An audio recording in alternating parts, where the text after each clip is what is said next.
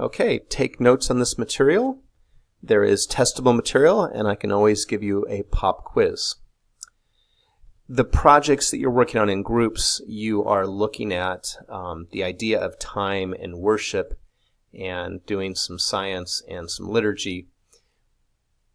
The projects you're going to do are going to look at the liturgical seasons like ordinary time and Advent and Easter. Your projects are going to look at the primary Christian holidays and seasons of Christmas and Easter. Going to get a little look at the weekly schedule of or rhythm of prayer. And what I want to talk about today in this presentation is the Liturgy of the Hours. You are not doing this as part of your presentations, but this will be on the test, and I want to cover it in detail. And these cycles of worship correspond to the seasons of the year, and they are calculated according to the rhythms of the sun, the dates like Christmas, and the sun and the moon in the case of Easter. Sunday Mass, the idea of a weekly celebration, comes from the 7-day week, which is a lunar calculation. And the Liturgy of the Hours is based on the schedule of the daily rising and setting of the sun. So first, I want to begin with a slide that I will cover in Unit 5 in detail. And don't take a lot of notes on this page because I'm not going to test you on this. I might quiz you on the idea of it. But religious orders fall into two main categories. They are either apostolic or contemplative. And if you are joining a community of women or a community of men, you might be joining a community that's doing some sort of apostolic work of the church, some sort of work out in the community.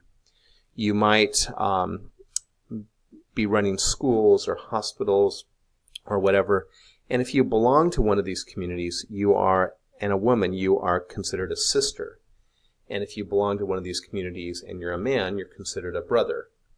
Although if you are a priest, and some of these orders, like the Christian Brothers, have no priests, or some, like the Jesuits, have mostly priests, they might refer to you as Father such and such.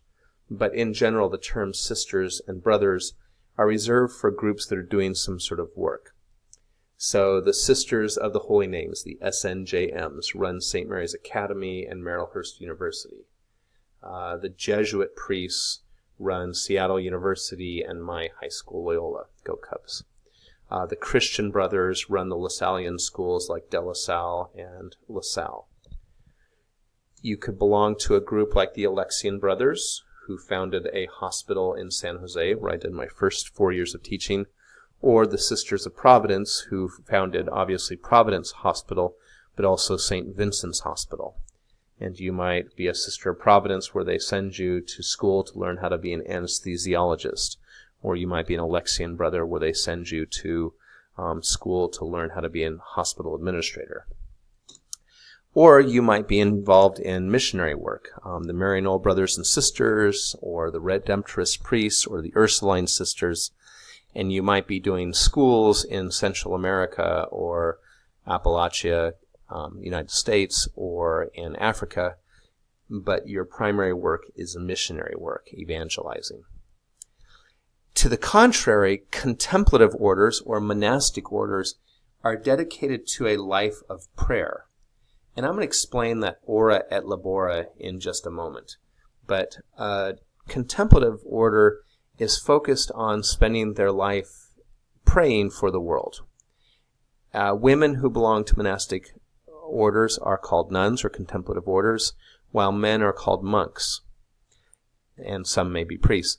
The term nun and monk might be misleading because if you go to a monastery, the monks might refer to each other as brother such and such, and the sisters might refer to each other as sister such and such. But these are technical terms. And locally we have the Benedictines at Mount Angel, we have the Byzantines down in the Willamette Valley, but the Carmelites and Trappists are other monastic orders where their main job is to pray. So here, let me move to, again, the divine office is another name for the Liturgy of the Hours. That's worth knowing. And the idea of ora et labora, and the word labora might look familiar, labor, work. The primary job of a monk or a nun is to pray.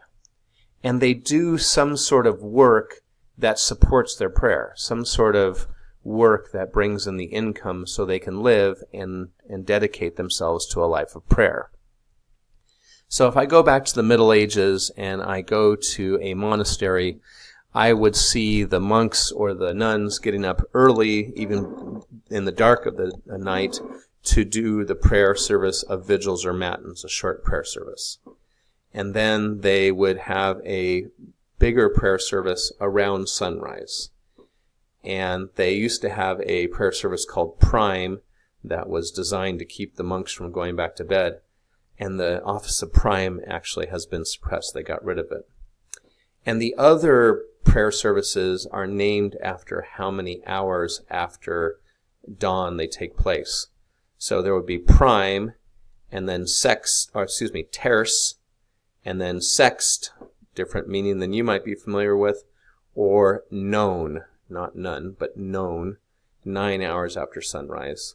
And then the monks or nuns would gather for an evening prayer service, and then they might have one at nighttime. And this format has been shifted a little bit. The focus now is on morning prayer and evening prayer as the beginning and end of the day. And there might be a midday prayer sometime during the day. And Prime, actually, they got rid of.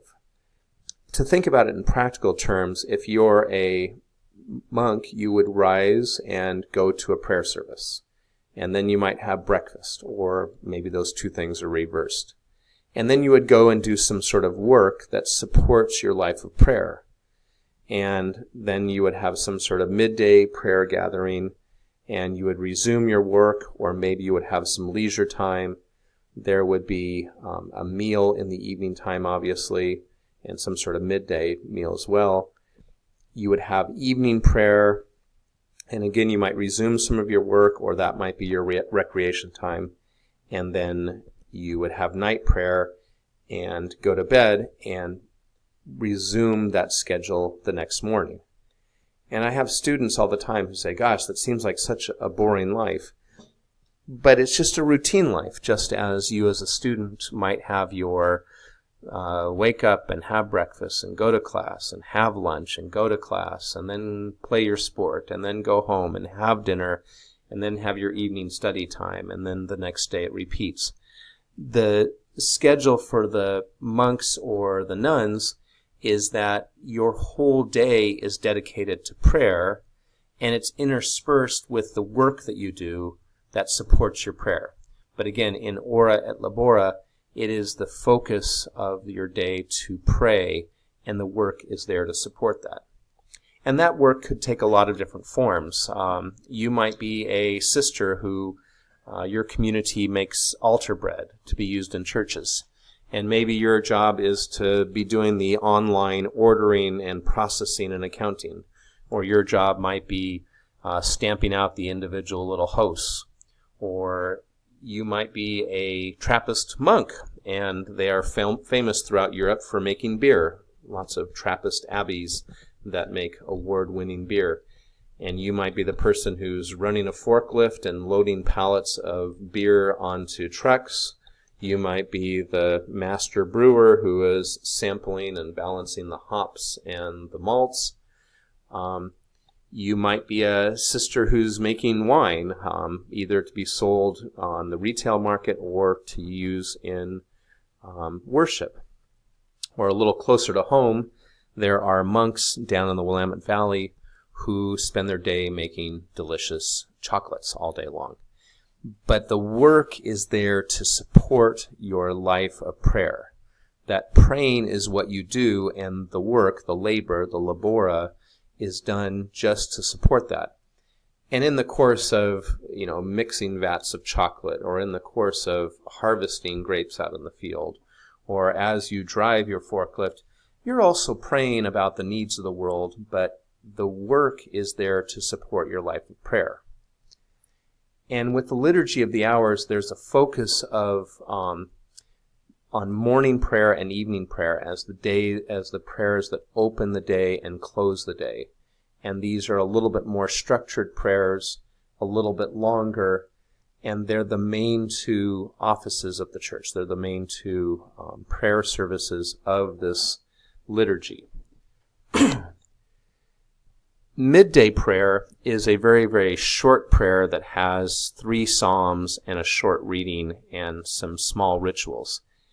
And in this class, in Sacraments class with Mr. Collins, we are going to do midday prayer probably about once a week, and we're going to see how it changes with the seasons.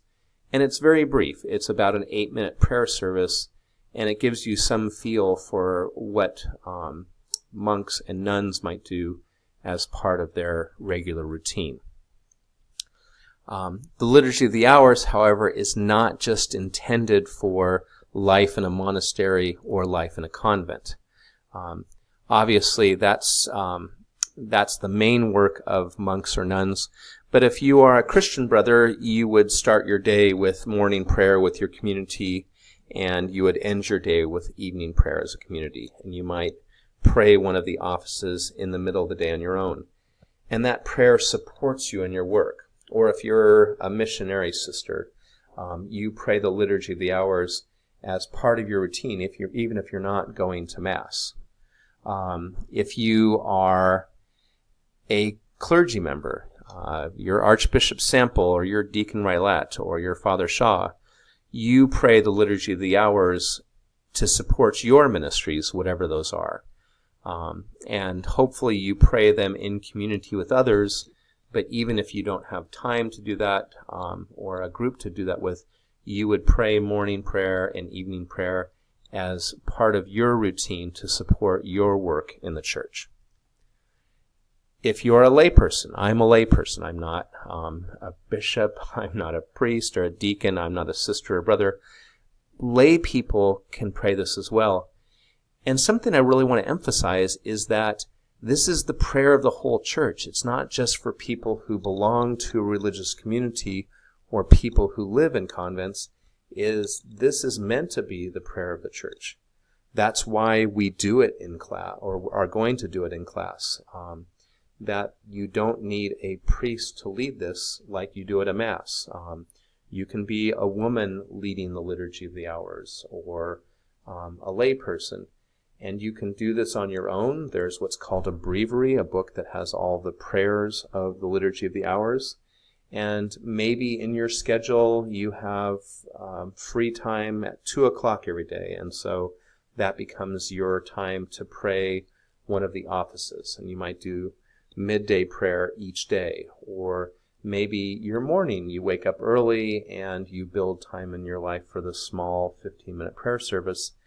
And the prayer that you are praying is the exact same prayer that's being prayed by all these other groups around the world. So when we do midday prayer as a class, the prayers that we're saying are the same prayers that they're saying down at Mount Angel, or that missionary sisters in South America are doing, or that Christian brothers are praying at St. Mary's University, or the prayers that the whole church is praying. And there's a cycle to the Psalms. There's a cycle to the readings. But it's structured so that everybody is praying the same thing. And a friend of mine even has an app which shows, where people are praying along with the app in faraway places, so they're not doing it all by themselves. So again, this idea that prayer is broken into chunks of time, the Liturgy of the Hours is the way in which each day can be a prayer. And again, the two main offices are morning prayer to kind of open the day and evening prayer to close the day. But there are other offices that are said by people individually or by communities. This can be done by somebody all by themselves, but really intended to be a communal prayer. And that's actually it for the presentation. So take a picture of your notes and submit those notes, and you're going to do peer reviews anonymously of other people, and other people are going to review yours anonymously.